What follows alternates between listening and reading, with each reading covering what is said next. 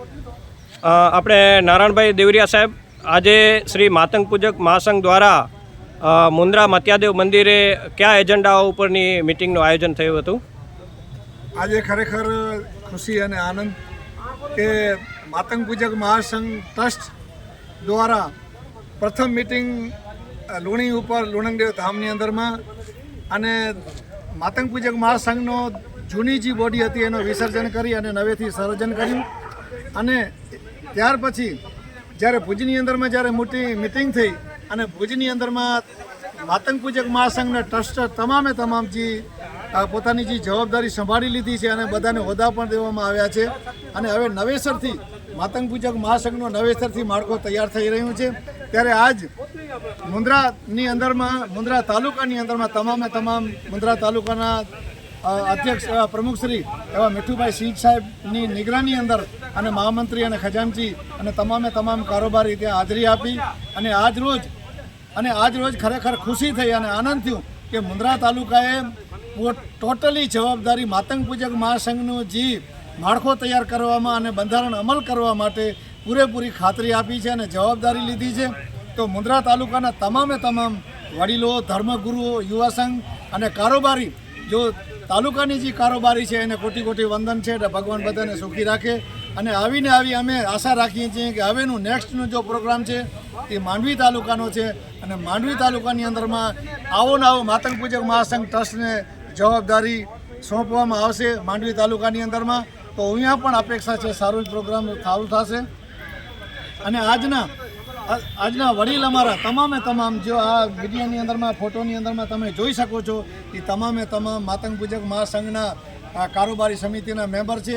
હજી અમુક માણસો નથી આવ્યા, કોઈ જાતની વાંધો નથી, પણ માંડવીની અંદરમાં બધાને ભેગું થવું છે. અને વહેલી તકે આપણે પૂરા કચ્છની અંદરમાં આપણે જે સમાજની અંદરમાં જે તકલીફો છે અને ખોટા રેશમો જે અંદર સમાજની અંદરમાં આવી ગયા છે એના માટે બંધારણ લાગુ કરવું જરૂરી છે. અને તમામે તમામ આજ ડૉક્ટર, એન્જિનિયર, વકીલ અને કારોબારી સમાજ અને તમામે તમામનો અમે માતંગ પૂજક મહાસંઘ અમે ખૂબ ખૂબ આભાર અને બહુ ધન્યવાદ કહીએ છીએ કે અમને સાથ અને સહકાર આજ મળ્યો છે. ડૉક્ટર લાલજીભાઈ ફફલ સાહેબ, આપ શ્રી મહેશ્વરી સમાજના બંધારણની મુસદ્દા સમિતિના અધ્યક્ષ રહી ચૂક્યા છો, ત્યારે હાલે ફરી પાછું માતંગ પૂજક મહાસંઘ જ્યારે મહેશ્વરી સમાજની ગ્રામ્ય કક્ષાએથી લઈ અને જિલ્લા કક્ષા સુધી જે નવા માળખાઓનું નિર્માણ થાય અને ફરી પાછું મહેશ્વરી સમાજનું જે બંધારણ સમાજને સમર્પિત કરવામાં આવ્યું છે એના માટેની જે ચળવળ એકદમ સારામાં સારી રીતે ચાલી રહી છે. અને સમાજ એના માટે કેવા સમાજમાંથી પ્રતિભાવો મળી રહ્યા છે?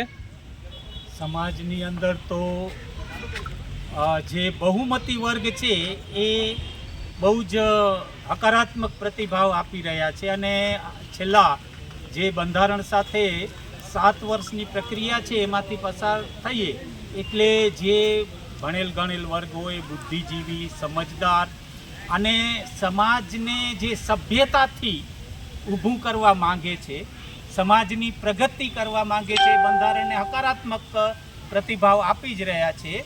બંધારણના અમલીકરણની પ્રક્રિયા છે એ દરેક એ શહેરી વિસ્તાર હોય કે ગ્રામ્ય વિસ્તાર હોય, દરેકના જેને પાયાનો એકમ કહેવાય ત્યાંથી જો શરૂઆત થાય તો અમલીકરણનું પાયાનું કામ થાય.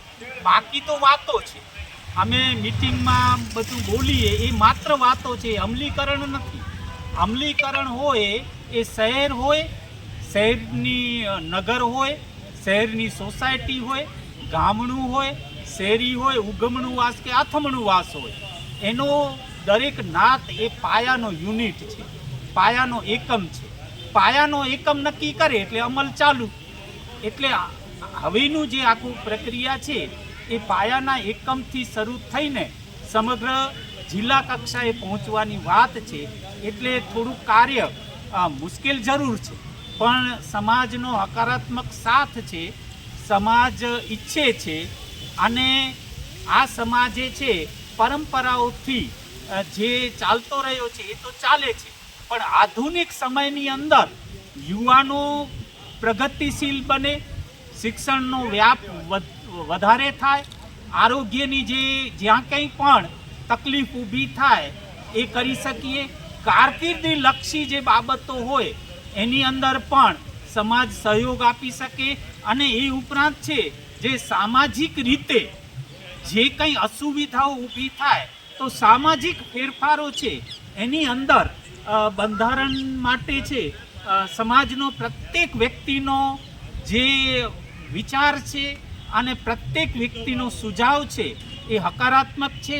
અને આશા છે કે થોડા સમય પછી છે એ સમાજની અંદર બંધારણ પ્રમાણે વ્યાપ્ત થશે તો જે સપનું છે કે ઉચ્ચ કક્ષાનો પ્રગતિશીલ અને વિકાસને વરેલો આ સમાજ ઊભો થશે. અને એ જહેમતની અંદર જે કોઈ અત્યારે ભાગીદાર છે, માતંગ પૂજક મહાસંઘ છે એ પાયાનું કામ કર્યું છે, એના જે હોદ્દેદારો કાર્યકરો એની સાથે દરેક સમાજ આપણી નાત તાલુકા કક્ષાની હોય કે ગ્રામ્ય કક્ષાની હોય અને એ પણ સાથ સહકાર આપી રહ્યા છે. એ અમારા માટે આનંદની વાત છે. આભાર.